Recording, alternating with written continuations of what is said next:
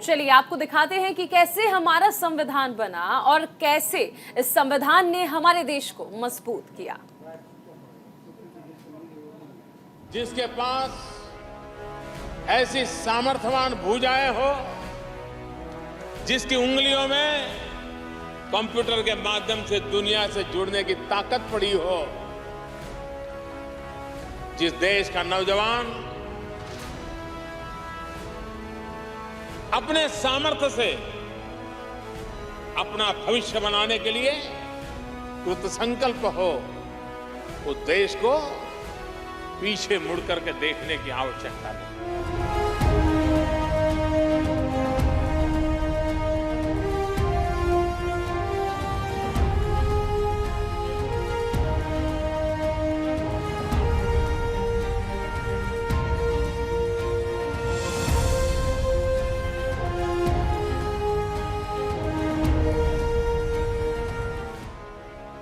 कुछ तो बात है इस मिट्टी की, कुछ अलग सी खुशबू है इसकी हवा में, कुछ अलग सा जज्बा है इसकी रग रग में। 75 साल से ज्यादा हो गए, 73 साल का गणतंत्र हो गया। न जाने कितने देश बने और टूटे, न जाने कितनी ही बार इन देशों में संविधान बने और टूटे, न जाने कितनी ही बार इनमें तानाशाही का राज रहा, लेकिन भारत और उसका संविधान आज भी उन्हीं मूल्यों पर टिका है जैसा 26 जनवरी 1950 को था। आज हिंदुस्तान अपने गणतंत्र बनने के 73 साल का जश्न मना रहा है।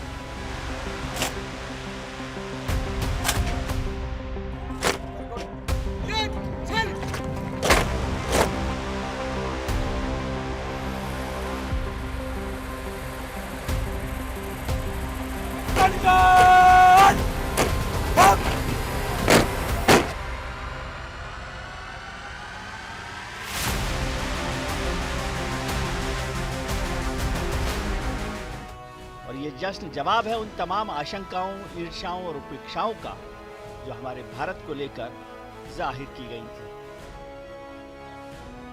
कभी ब्रिटिश दंभ के बोझ में दबा यूरोपियन इंटेलिजेंसिया कहता था कि असमानताओं, अनपढ़ों, भिन्नताओं का यह देश आजाद होकर आखिर कितने दिन तक टिक पाएगा।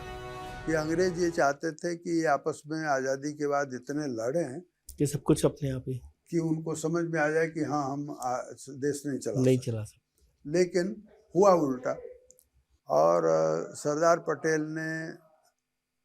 पटेल को लौह पुरुष कहा जाता है, परंतु जो नेगोशिएशन उन्होंने रियासतों के प्रधानों से की, उसमें जो जिस तरह की उन्होंने मानवीयता, सहृदयता यानी परस्पर प्रेम और भाईचारा दिखाया है।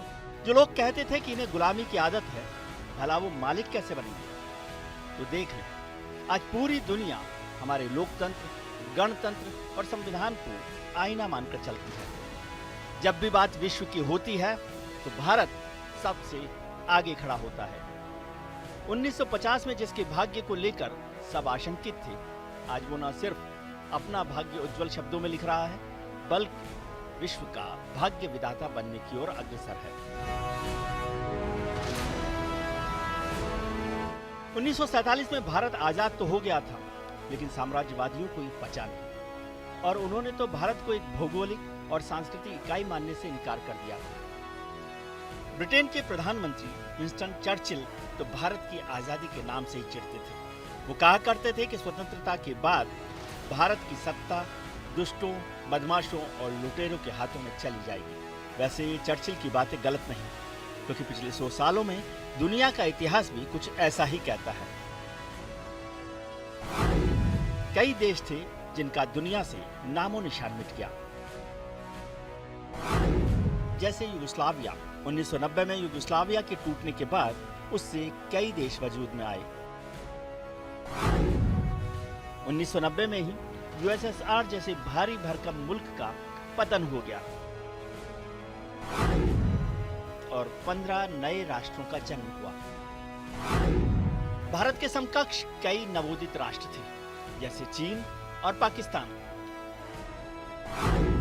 चीन में लोकतंत्र है नहीं और भारत के साथ आजाद होने वाले पाकिस्तान में लोकतंत्र और सैन्य शासन के साथ प्रयोग जारी है।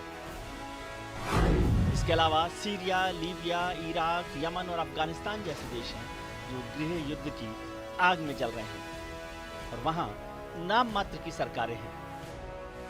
लेकिन कुछ बात है कि हस्ती मिटती नहीं हमारी। लिखने वाले अल्लामा इकबाल ही जानते थे कि भारत किस मिट्टी का बना हुआ है। ये देश गिरता, लड़खड़ाता, चोटिल होता, मगर हर बार उठ खड़ा होता रहा, आगे बढ़ता ही रहा। और इन सब की बुनियाद बना भारत का संविधान। हमारा संविधान ये सिर्फ अनेक धाराओं का संग्रह नहीं है। हमारा संविधान सहस्त्रों वर्ष की भारत की महान परंपरा, अखंड धारा, उस धारा की आधुनिक अभिव्यक्ति है। दुनिया के पटल पर उभरते और निखरते भारत की असली बुनियाद 26 जनवरी 1950 को पड़ी, जब संविधान सभा के तैयार किए गए संविधान को लागू किया गया। इस फैसले के साथ ही भारतीय संविधान दुनिया का सबसे बड़ा लिखित संविधान बन गया। इस संविधान की खास बात यह है कि इसकी शुरुआत हम लोग से हुई है। हम भारत के लोग, जहां देश के सभी नागरिकों को सामाजिक, आर्थिक, वैचारिक, धार्मिक आजादी, सभी नागरिकों से संविधान ने वादा किया कि वो प्रतिष्ठा और अवसर की समानता भी प्रदान करेगा। इसके साथ ही ये किताब सिर्फ संविधान नहीं रही, बल्कि भारत की तकदीर बन गई, जिससे समाज के सभी वर्गों को रोशनी मिलती है। भारत के संविधान का निर्माण संविधान सभा ने किया। संविधान सभा ने संविधान के निर्माण से जुड़े विभिन्न कार्यों से निपटने के लिए कुल 13 समितियों का गठन किया। इनमें शामिल 299 सदस्यों ने 2 साल, 11 महीने और 18 दिन की मेहनत के बाद संविधान को अंतिम रूप दिया। तब जाकर तैयार हुआ नियमों और उपनियमों का एक ऐसा लिखित दस्तावेज जिसके आधार पर किसी राष्ट्र की सरकार का संचालन किया जाता है। यह देश की राजनीतिक व्यवस्था का बुनियादी ढांचा निर्धारित करता है। ये कहा जा सकता है कि प्रत्येक देश का संविधान उस देश के आदर्शों, उद्देश्यों और मूल्यों का प्रतिबिंब होता है। जैसा कि इसकी प्रस्तावना में लिखा गया है कि भारत संप्रभुता संपन्न, समाजवादी, पंथनिरपेक्ष, लोकतांत्रिक गणराज्य है। वो अपने आखिरी नागरिक को भी स्वतंत्रता, समानता, सामाजिक न्याय देने के लिए प्रतिबद्ध है, लेकिन इस शर्त के साथ कि इन अधिकारों पर शांतिपूर्ण और लोकतांत्रिक तरीके से अमल किया जाए। संविधान एक जड़ दस्तावेज नहीं होता, बल्कि समय के साथ यह निरंतर विकसित होता रहता है। इस संदर्भ में भारतीय संविधान को एक प्रमुख उदाहरण के रूप में प्रस्तुत किया जा सकता है। मूल रूप से संविधान में कुल 395 अनुच्छेद, जो कि 22 भागों में विभाजित हैं, और 8 अनुसूचियां थी। लेकिन समय के साथ विभिन्न संशोधनों के नतीजे से वर्तमान में इसमें कुल 470 अनुच्छेद, जो कि 25 भागों में विभाजित हैं, और 12 अनुसूचियां हैं अब इसमें। संविधान के तीसरे भाग में 6 मौलिक अधिकारों का वर्णन किया गया है,